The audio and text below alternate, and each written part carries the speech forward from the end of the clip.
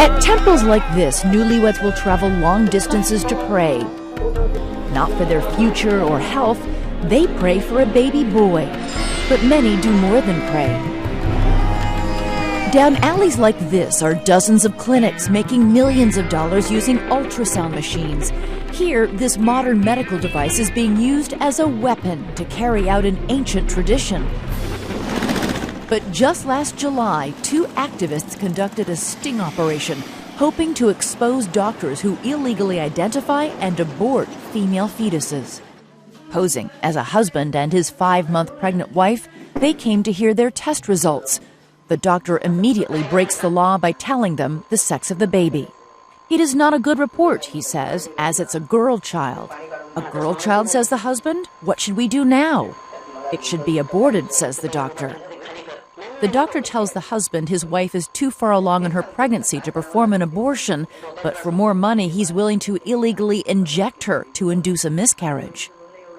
It will cost around 60,000 to 70,000 rupees, he says, but the child will be aborted. This sting video was turned over to authorities and posted on YouTube. The clinic was shut down, the equipment seized and sealed, and these 2 doctors face possible charges. But the sad truth is, stings like these rarely lead to convictions.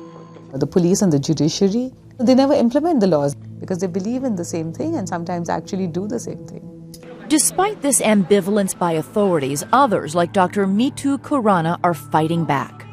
5 years ago, after fleeing her home with her twin daughters, she took an extraordinary step, becoming the first woman to accuse her husband of violating the law banning sex determination tests.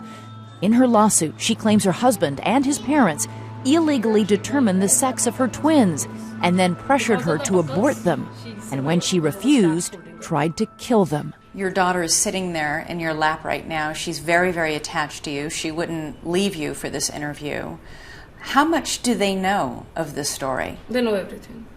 And how does a 6-year-old wrap her head around that? She asked me once, she was sitting in my lap, and she asked me that, Mama, could I have been killed when grandmama pushed me down the staircase? I said yes. So she just gave me a kiss and said, thank you, Mama, for saving me. That's it.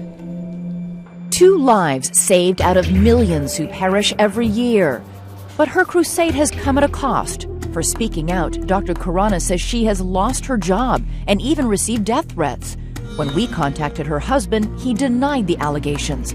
Most observers are doubtful that even a woman of her stature will ever see justice. The reaction of almost all the authorities here was that it's me who is the criminal. So how many years have you been fighting this case already? Almost 4 years, 3 to 4 years. How long are you willing to fight? As much as it takes. Because my fight is that if this all can happen with a doctor, a pediatrician, how do I safeguard them when they get married? If this can happen to me, it can happen to them when they grow up. And that is the reason I am fighting it.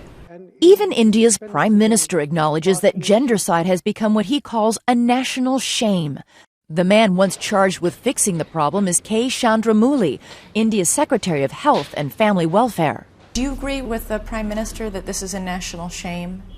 Yeah, I don't think it's something to be proud of. Everybody knows where it's happening. Why aren't more of those people being put out of business? You're right. We need to sort of, probably, we've not been aggressive enough. People have always thought of India where women are well represented in government, and yet millions of girl babies aborted.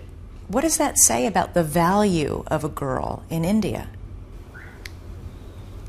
I think you have answered your question.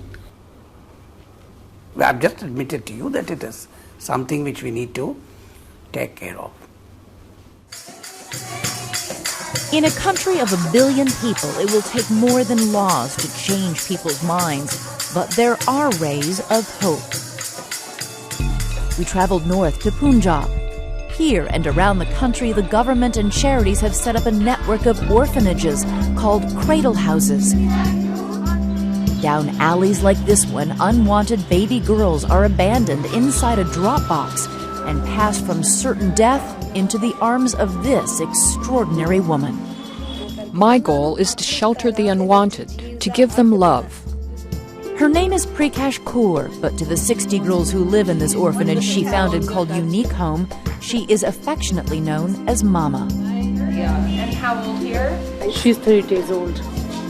They are from the garbage and this is in the cradle. Correct. Mostly these girls are half dead. Half dead? Half dead because the mother takes so many medicines for the killing. To try and get rid of the baby? No child is turned away. These close quarters, which are immaculate, will be their home until they can make their own life choices. Well clothed and fed, this sisterhood studies, sleeps, and eats together. To Mama, who also grew up an orphan, every child is her daughter to raise, protect, and educate. It's important to empower and embolden these girls to make them stronger, so one day when they give birth to a baby girl, they will not give in to the pressure to play with nature. They should understand whatever their moms did to them, they should not do to their own daughters. She does not allow the girls to be adopted for fear that the outside world will again abuse or neglect them. Here, these girls, who were found in wells, drains, and dustbins, are safe, and I am their mother. My life is like a diamond, a priceless gift which God has given me.